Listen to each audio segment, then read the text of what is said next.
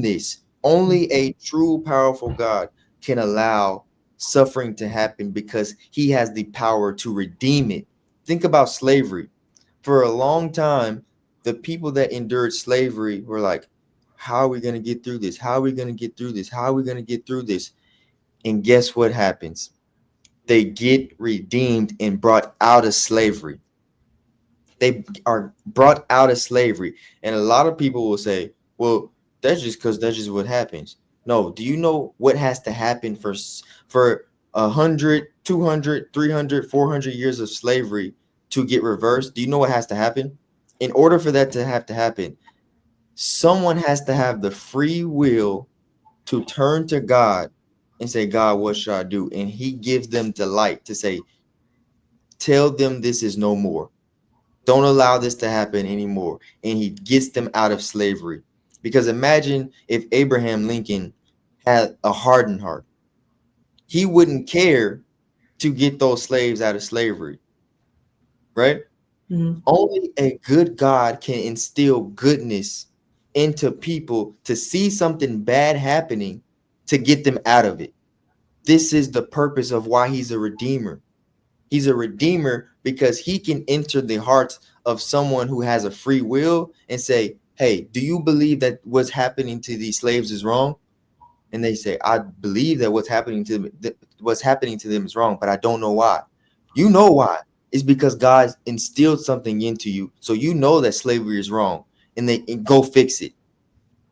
And 400 years of slavery is abolished because someone had a change of heart because they listened to their conscience that God gave them.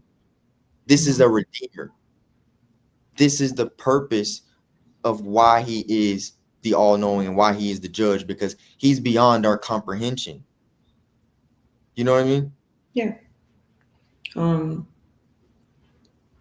to that, I have 2 points. Initially, you spoke about. Sorry, man. You be going on, and I miss points. You be going for a minute. Okay. So initially, we spoke about. I don't know, but morally, right? I'm gonna go to the moral aspect. Morally, like you were saying, God has to have an allowance, right? God has to have an allowance of good and evil. Under this blanket of God's goodness, there has to be a blanket that also has forgiveness and also has just and also has love and unconditional love, meaning you could mess up and you could stumble and you can have hard times and you can be doubtful, right? You can have these things, but then again, you can still have the ability to repent, right? Yes. So when people call for God to just be good, it means that anybody who stumbles, has wicked thoughts, has from minor to maximum, from a white lie to murdering children, right? From this vast, negative Range. space between these things, yeah, the range between these things, you're saying God abolish. I mean, make them all extinct, kill them all, let them all go. That's evil, even in itself. Yeah. You're calling for a moral goodness. God shouldn't allow suffering. God shouldn't allow these things. But then you want your free will. And with that dichotomy, you have to ask yourself, what is something that God can allow? And what is something that we don't feel God should allow? And then that's a moral relativism that goes from this person to that person. That's not a law. That's not enough. There's nothing absolute about that. So that just leaves us flowing in the wind. But then when you consider what God has established, that is a blanket of forgiveness for good and evil. That means that you have the possibility of salvation, just as I have the possibility of salvation, no matter the things and the evils we do in this world. And God deems most of the thing, any sin, to be evil, right? So that's when it comes to the moral understanding of what we think we want versus what in actuality would happen if God extinct and made all evil things extinct. You're calling for your own extinction. you do evil things. In the eyes of God, you do evil things. So and those evil things could cause suffering to other people. And you say, oh, if I lie to her and she finds out and then she has like some mistrust in me, oh, well, she'll get over it. But that's a form of suffering. And so if God was to abolish all suffering, everything that is under the realm of suffering, that would be you too. Exactly. Now, moving to Exactly. natural evil, this was the complex topic that I thought what that I was talking about earlier. So, from everyone's experience in the world, we all can view the world in a sense of beauty. We look at babies being born, and we look at the lilies and the roses, and we look at the sky when it turns pink, and we say, "Oh, how Is it beautiful!" Beauty and Bombs? Huh? This is Beauty and Bombs. Yep, that's right. I didn't know where you was about to go. Beauty and horror, but yeah, it's the same thing. And then we look at the contrast of that and we see the horror, but we don't want to look at that. We Yeah. don't want to look at what that actually means. And so the question is, do you know the question? Did you watch this already? Go This is ahead. John Lennox. This is his theology on it. But the question is, do we have a God that we trust enough to be able to leave that up to him? Right? Do we have a God that we trust enough to say, what is necessary when it comes to people who commit genocide or harm children? Do we have a God that we believe, if he claims to be just and we claim God to be true, to handle those things and not burden us with the understanding of what needs to happen next? Yeah. So let's move it to something more natural, like tectonic plates moving, right? The tectonic plates move, and then when they move and they shift, these people die, right? And it's like the horror. And but the beauty of that is those people died. That's not a beautiful thing, but those tectonic plates don't move, and then the world ends. You see what I'm saying? So Yeah. then for us, we have to ask ourselves, what are necessary evils? And sometimes when it comes to things in nature, there are things that are outside of our control, but we want answers for them. We want answers for everything. But we have to start to come to a point that if you can't answer the question, why does God not create a world where tectonic plates don't move? Where no one dies, right? When we ask that question, no one has an answer for that. So now the question is, do you have faith enough or belief enough in a God that is just, to where things that happen naturally or morally will be ultimately judged in the end? Yeah. You know, because Yeah. all creation is succumb to judgment. Correct. Mhm. Exactly. And you know what? Speaking to this, what I actually see is when you have a question, right? But you don't have an answer to a question. Mhm. What do you do? What do you do when you ask a question and you don't have an answer for it? This means that you have to change the question. Mhm. So Mhm. what I see and what I know is people are asking the wrong question. When they're asking, why does God allow suffering? That's the wrong question. Mhm. And Yeah. this is the reason why you're getting stuck. And why you're getting stuck and you're saying God is not just, God is not loving, because you're asking the wrong question. So what's the right And question? this is why you're not finding the answer. The right question is actually, why does God allow suffering? This is the right question. Why? Because when you ask, why does he allow suffering? Then you go and figure out his character. You go and figure out what he has done, right? You go and figure out the evidence. You go and figure out all the aspects of him leaving trails behind, whether it was through Jesus, whether it was through Moses, whether it was through Isaiah, whether it was through Elijah or King David, right?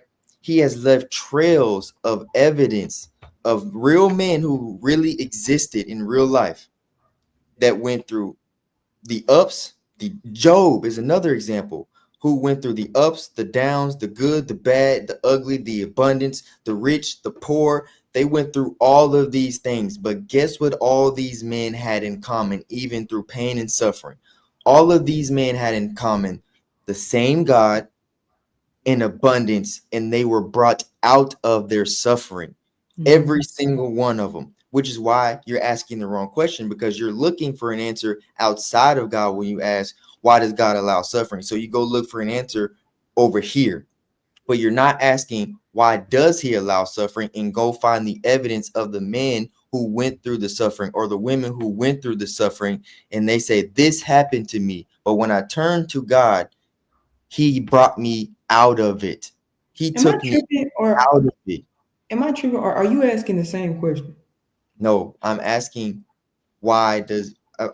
you, why does God allow suffering? And in Right? contrast to what question? In contrast, um, in contrast to, oh, sorry, I think I just said that backwards. I think you were repeating it, and I was like, he's No, no, asking why does God allow suffering instead the of first time, asking why does God allow suffering? no, no, I said, you just called me up. I messed up. So what I'm saying is, why does God allow suffering? That's the wrong question, right? Mhm. The question is, why does he allow suffering? That's You the seeing the question. same question, babe? No, no. Why does God allow suffering? I'm saying, why doesn't he allow Oh, suffering? why doesn't he? Yes. Okay. Why Because I'm doesn't? like, yeah, okay, all right. And he has to basically redeem you from these things, right? So you Mhm. have multiple men in the Bible who are going through these things, and when you say, God, basically get rid of suffering, right?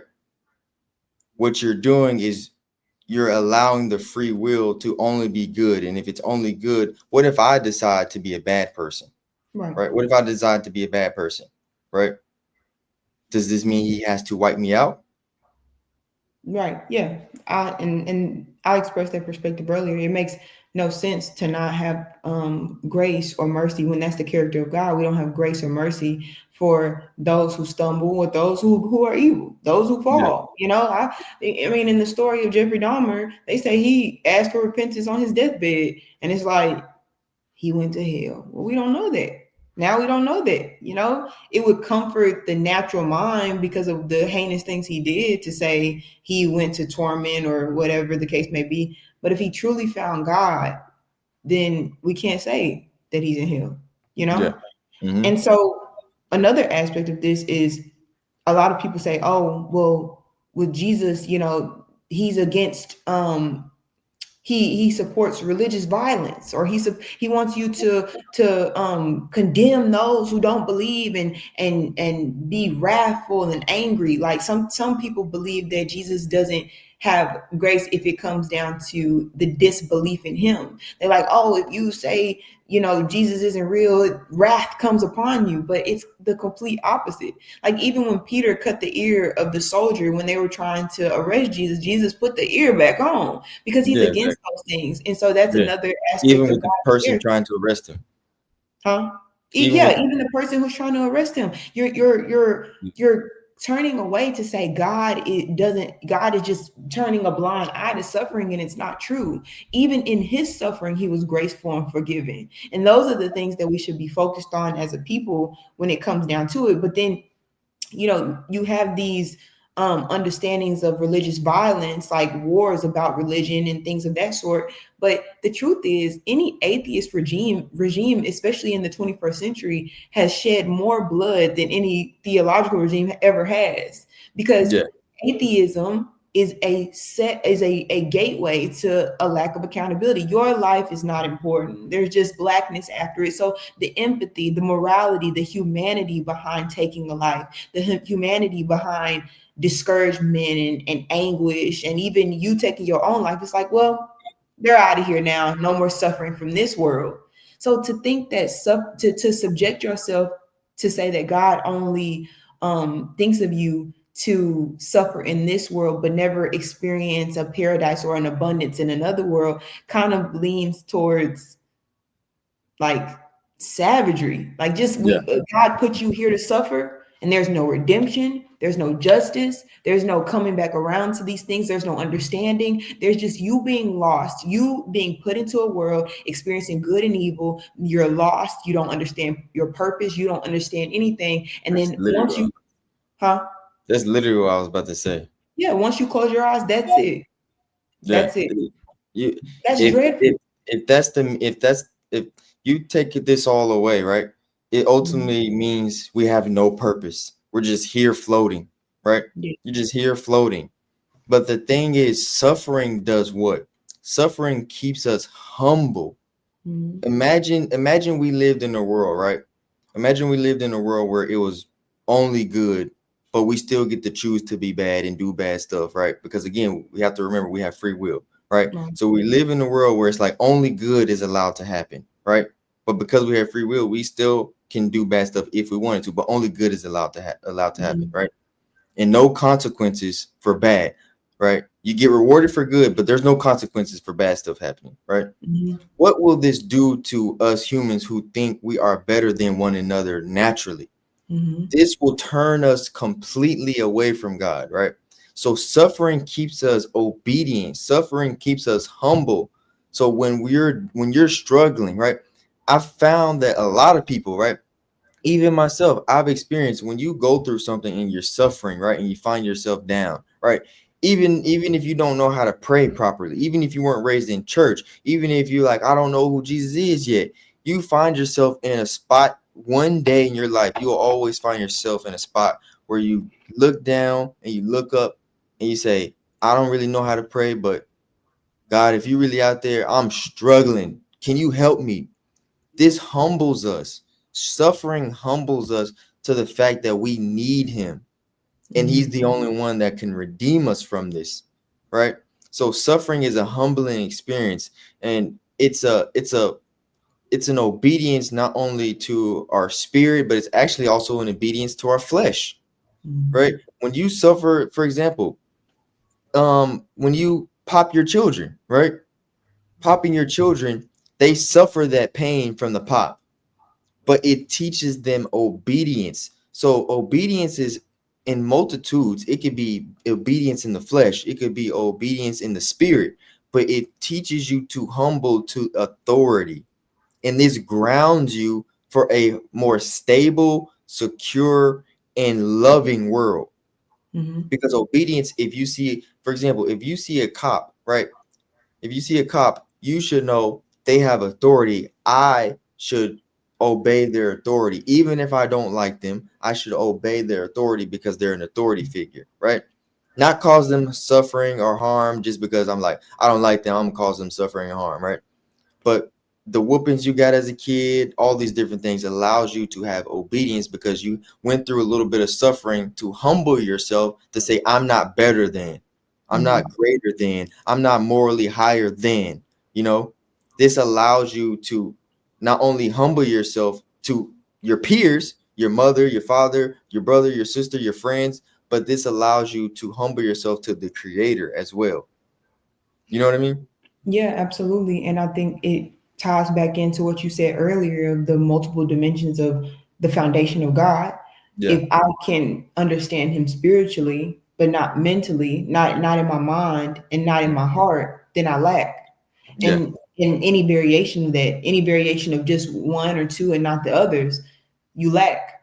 And so that even applies to forgiveness, right? Mhm. Forgiveness, I think we have a misconception because we don't understand God that we say, "Oh God, like I know you called me to forgive, but I can't forgive this." That's a natural human response. There's some Mhm. heinous things that you say, if this happens, I cannot forgive it.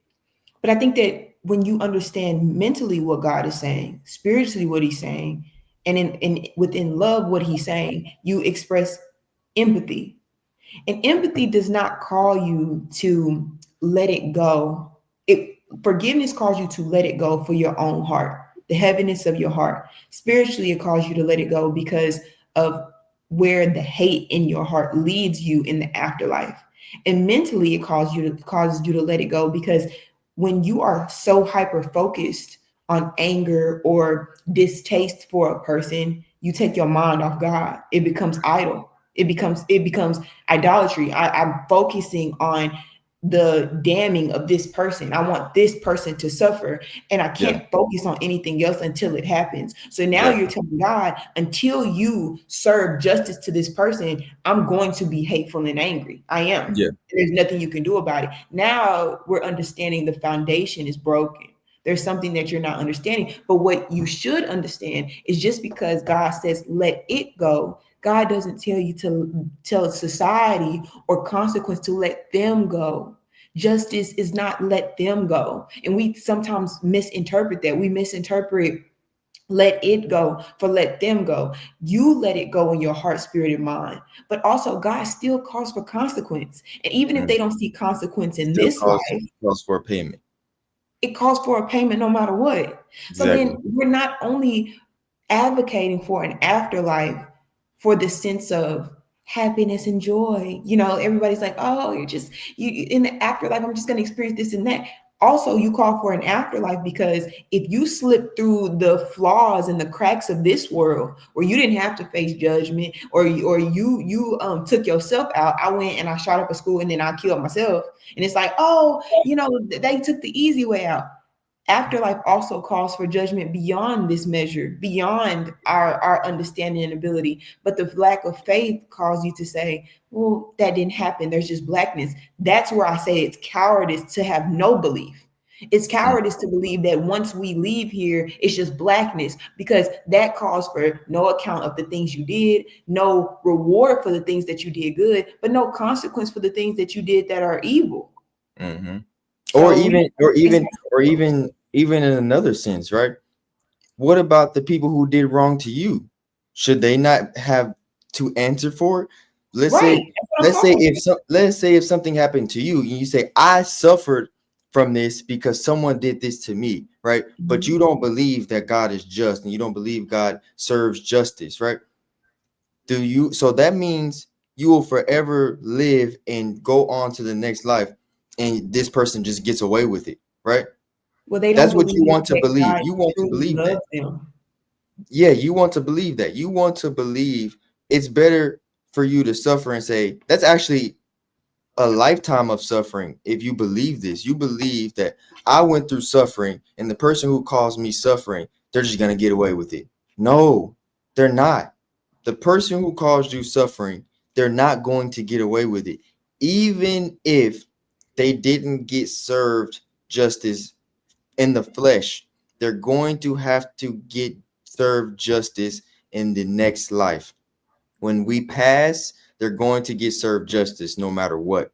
So think of it even from that perspective. Don't just think about it, from your selfish perspective, and don't just think about it from, from the lens of, well, I don't want to accept this because I don't want to take accountability. You are hiding from accountability, but you're also running from the fact that you don't want to see that God is true. So you're avoiding the fact that the person who caused you suffering is also going to have to answer to judgment as well. And we also forget to understand, do people know the name Jesus, right? Mhm. Do people know this name? Because if you don't know this name, you need to go research it, open up a book, and know this name. Because Jesus is claiming to be God in the flesh. And you, as a human being, you suffered, right? You say you suffered. You suffered because maybe you can't pay your rent. You suffer maybe because you lost your car. You suffer maybe because you can't buy a house that you want. You suffer maybe you went through some Childhood childhood trauma. childhood trauma. Maybe you got a divorce. All these different types of things that you claim as suffering, right? But Jesus, the man who came here, has said he is God in the flesh. And I can promise you, he suffered more than just a divorce. He suffered more than just childhood trauma. He suffered more than just a relationship that broke up between him and his best friend or him and his girlfriend, right? Jesus was crucified. His hands and his feet were pierced, and he went through a Roman crucifixion where he was beaten with a cat of nine tails. He had back whips. You could see his spine. His beard was ripped. They put a crown of thorns on his head to mock him. So he went through suffering also. He went through suffering tenfold. He went through suffering more than 99.99999% of the world will ever go through. Yeah. And he did that to save everyone. So to say, why would God allow suffering? God himself went through suffering with us. just to save us, just to show. Now, I know you guys have it hard. I know you guys don't understand why I'm doing what I'm doing. I'm going to come down and show you that I'm going to embody suffering that you may not understand, that may not deem as worthy, but I'm doing it no matter what because I'm trying to save you. So Jesus suffered more than any of us can imagine.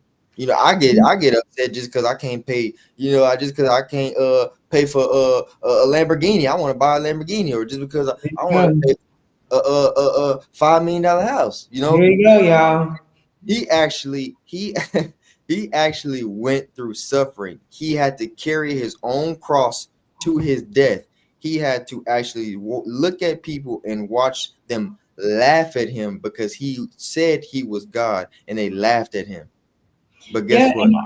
Oh, good. He resurrected. That's what I was just about to say. In death, he resurrected. So God himself went through suffering. God Himself went through suffering. He came down here to be an example for you. He came down Exactly. to show you a humbleness, a vulnerability. He came down here to relate to you. All of these things are true. But Connect to you. also, He came down here to show you you are redeemed. He Exactly. showed you that there is an end to suffering, but following me, you will rise again. It's the Exactly. underdog story, y'all. Like, He's telling you you will suffer in this world, but for good cause.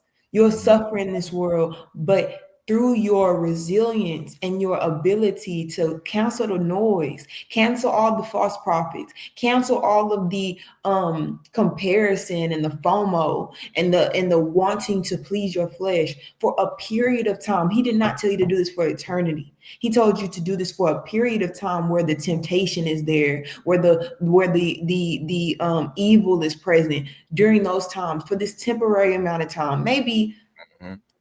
if you lucky 70, 80 years for an Mhm. eternity of redemption, right? Exactly. And so Yep. then to add to that, we have to really hone into what it means to be good, right?